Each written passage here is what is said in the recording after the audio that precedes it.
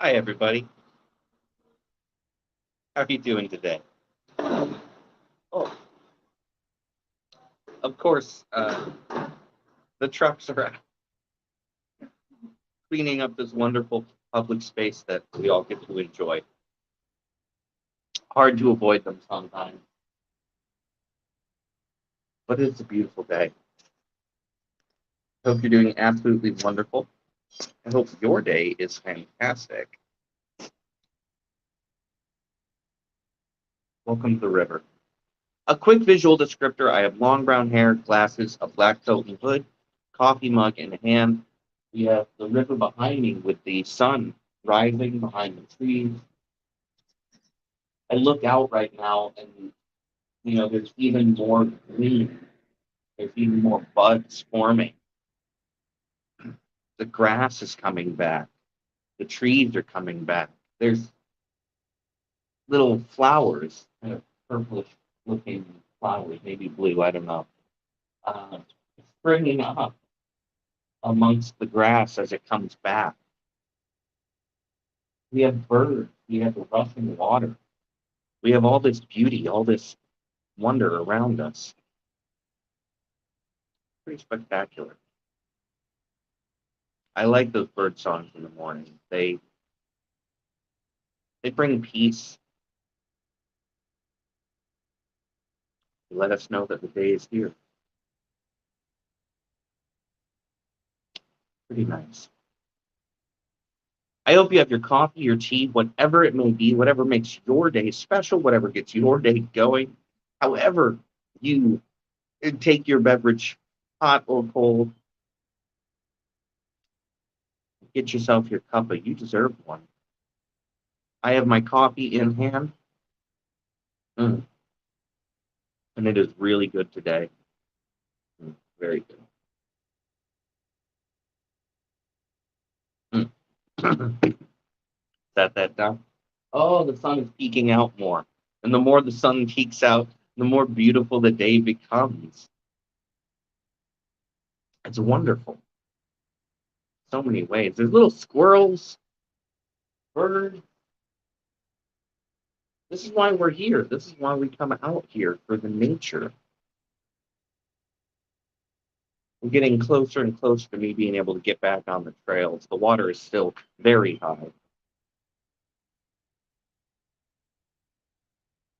but it's coming down. And the more the water comes down, the closer we get to time for trails.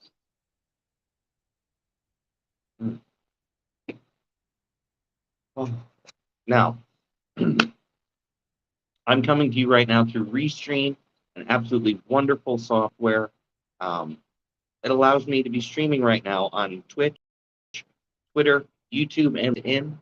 So if you ever consider getting into live streaming, look into something like Restream. It's absolutely wonderful for live streamers, for multi-streaming, for coming to all of your different audiences all at once, joining with the various communities that you're part of. And I can't recommend it enough. Since I started using it, I've gotten really comfortable with just the layout, tools, everything. And it allows everything from being able to put in these great backgrounds, having my own name. You can have your own branding and all that wonderful stuff. So do consider using it if you ever get into live streaming. Now, today we have to talk about inspiration. And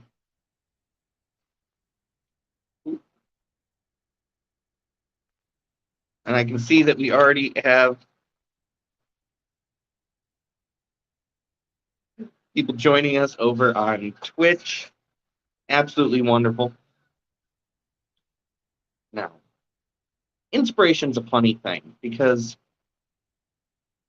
when we often think about it, you're almost waiting for inspiration. You're looking for inspiration. You're waiting for inspiration to strike like lightning. But is that how inspiration really works? Is inspiration just something that is divinely imparted? Is it some force of nature that gives and takes? Is it a random event? Or is inspiration something that you can actively pursue and engage and turn on? Can you turn on in your own mind inspiration? Can you activate it, hone it, get in touch with the concept? Well, I actually think that we can get in touch with inspiration. We can connect to that state of flow.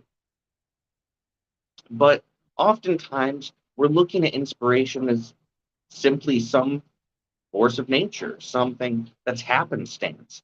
It just is delivered upon us. And that's understandable. It's a part of our culture and our dialogue about things. Like even creativity. We often consider creativity to be something innate to a person, but creativity also is a skill set to hone. Talent is something that you can gain as opposed to just being born with.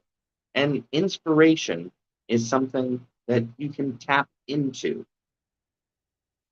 And that is really one of the beautiful things about life, about the world. There's so many different skills and abilities that are truly something that can be learned, accessed, acquired. And the fact that we can acquire something means that it's not just some intangible force of nature. You can gain musical skill. You can learn how to paint. You can learn new languages. You can teach yourself skills that you don't have or improve ones that are your weaknesses. Inspiration can be found, but if we want to tap into inspiration, we need to also allow inspiration to be a part of our process. I come out here to nature and I get in touch with the river. I let it flow. I listen to it. And that gets me in touch with this space. And it can be inspiring, but we need to make room in our schedule for inspiration. And let me address the first thing, that it's an elephant in the room. If you are a creator, if you're an artist, if you're an entrepreneur, an independent business person,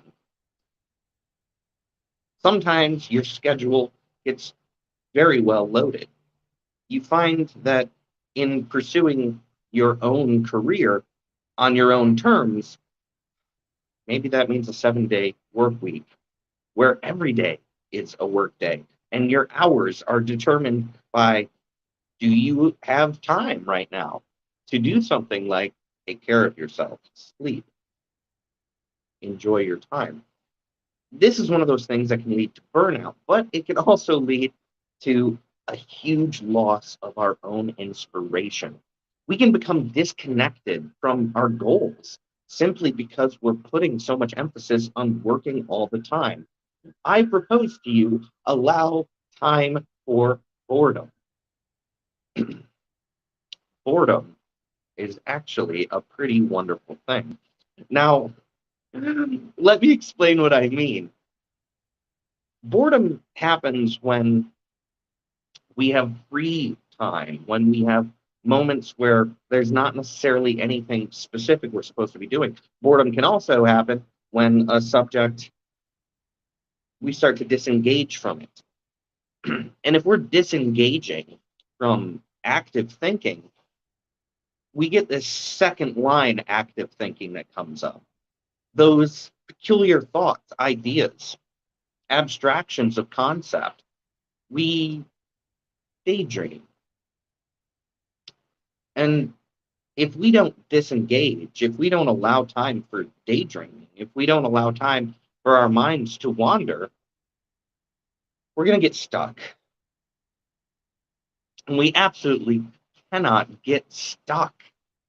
We can't get stuck in a constant cycle and flow of work, work, work, work, work, because we're going to lose our impetus. We're going to lose our drive and our motivation. If you think about any career,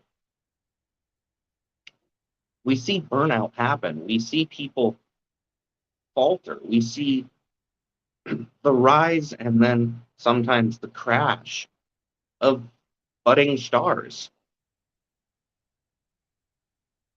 You look at the people who create on YouTube, they're put under this extreme pressure to be constantly producing content, following along with an algorithm which has no empathy or no compassion for them. They have to be producing, producing, producing on a reliable, consistent schedule, always chasing along with the way things have to be done now. Well, it's also why a lot of those channels can rise, rise, rise, and then suddenly, for no apparent reason, collapse. The career has a finite length because no one, well, not ever, I won't say no, most people can't keep up with it. They don't have the chance to daydream, to disengage. They're always on. And this is true too in a lot of office jobs and a lot of high pressure, high stakes careers. As you climb corporate ladders, as you build your own business, give yourself time for boredom. Give yourself time to daydream. Give yourself time to disengage. Give yourself blank moments in your schedule where nothing is required of you. It's so unbelievably important. And truthfully, the daydreaming and the disengaging is going to increase your inspiration to do new things. But beyond that, beyond allowing time for boredom, we need to allow time for adventure. Now, adventure in itself sounds, again, pretty abstract and pretty straightforward.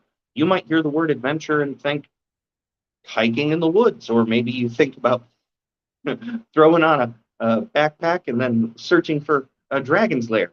You know, adventure might sound like traveling the world to you. You have some image in your mind when the word adventure is used, but let me clarify what I mean when I say adventure. When I say allow time for adventure, allow time for yourself to do things in a way which you don't normally do them. If you have a normal route that you drive every single day to your office, to your studio, to meet with clients, you know this path so well, there are no surprises, or at least there's very few. Adventure is changing that route. Take the long way. Take a road, a side road that you've not taken before. Stop at a different gas station than you normally do. Go shopping in a different store than you normally do. Adventure is changing things up. We have to allow for adventure in our lives. Maybe you've put some time in your schedule to unwind and you're going to watch a movie some evening. Well, watch a movie that you maybe have no interest in. And I know that that sounds kind of counterintuitive. That's your unwinding time, your relaxing time. Why would you do something that you don't want to do or that you don't have interest in doing? Well, doing those things is allowing adventure. It's allowing a change of mind, perspective, giving you new sight or insight into things that are around you. It expands you as a person. This too allows for inspiration. Pick up a book that maybe is about a subject that you don't know anything about. Watch a movie that you might not be interested in. Go to a restaurant you've never been to before. Try a different kind of coffee. Try a different kind of tea. Look at new styles of videos. Subscribe to someone that you've never watched before on YouTube. Branch yourself out. That's adventure. Yes, adventure can be planning a weekend where you're going to go canoeing and hiking, or it can be sitting in a hotel, with a spa and a hot tub. Adventure is not always the big thing, though. It can be very small. And those very small changes, even just turning a different direction down the road and driving a minute out of your way to rejoin your path, is a chance for adventure. Now, obviously, depending on where you live, gas prices are pretty high, so probably don't drive too far out of your way, but certainly an option to map a different route. These little adventures open up the possibilities of life and will definitely increase your internalized inspiration, your connection to new ways of thinking, and they'll add surprise to your day. But beyond disengaging and allowing time for boredom, opening yourself up to adventure, there's another thing that you really need to consider. If you perhaps are very highly scheduled and there's not a lot of time in your day, you probably aren't getting enough rest. So, if that's the case, make time for rest. You deserve to rest, to sleep, to get a full night's rest. Also, if you spend all day on your feet, you deserve a little time sitting down. And if you spend a lot of time sitting down, sometimes the rest you need is actually standing up. Allow rest in your schedule, your life, your day. We can't be inspired if we're always worn out. Or at least it's very hard to be inspired if we're always worn out. You deserve the rest. You deserve the chance to recharge, reconnect, get back on with what you want to do. So, just a quick recap. Disengage. Allow time for boredom. Give yourself blank moments in your schedule so that you can have a chance to daydream, to wander, to drift. Make room for adventure. Do things in a different way than you've done them before. And please, for yourself, for your capacity to generate new ideas and to keep going forward, allow yourself to rest. Hi over there on LinkedIn. I'm so glad you're joining me.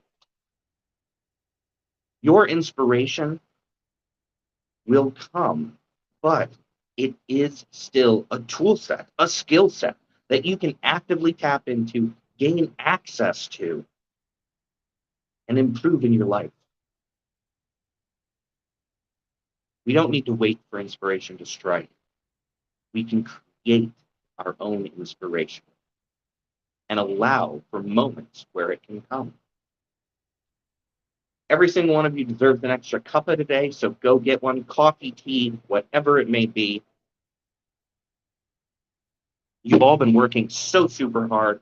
Before I get going today, I just want to talk to you about my art workshop. The next one is actually coming up on the 21st.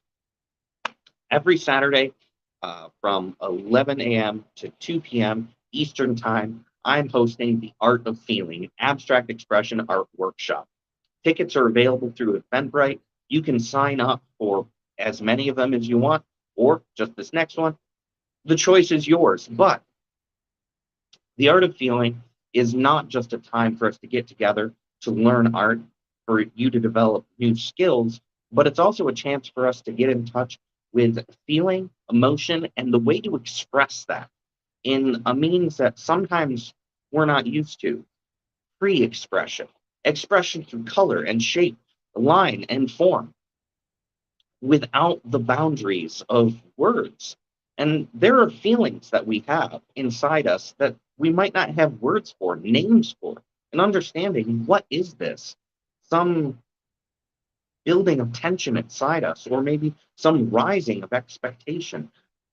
Joy and sorrow are easy to name, but what about The feeling of smiling when the sun is rising, and for a moment you close your eyes and feel the warmth. Oh, there's so many words, but that feeling can be expressed through abstract art.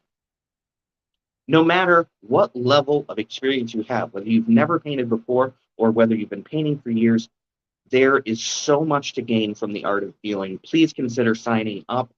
You can sign up to as many as you'd like, and every single workshop is slightly different. All you need is something to paint with, something to paint on, and some paint. There is a recommended list of supplies on the listing, but as long as you have something to paint with, you will be fine. However, I am going to get going for the day. Thank you, everyone, for being here. I wish you all the absolute best, and we'll see you all again soon. All right? Get your cup up. Have a wonderful weekend.